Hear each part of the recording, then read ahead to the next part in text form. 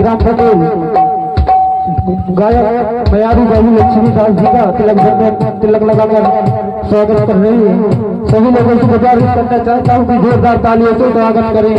हमारे गांव का लाडला लक्ष्मी दास मयारू बाबू जी का ताली बजाकर उत्साह वर्धन करें पुलिस मरावी जी का।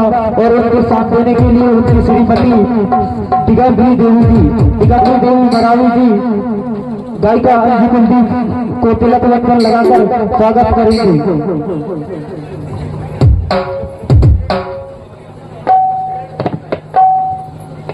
जोरदार ताली बजा के आप लोग पहचान जो कि हमारे पुलिस भैया सभी कलाकारों का तिलक करते हैं। एक साथ सभी कलाकारों का तिलक करते हैं। जितने भी निजाम कलाकार हैं सभी लोगों का तिलक करते हैं। लीजिए गायक को प्रणाम करना चालू करते हैं। जोरदार जयकारा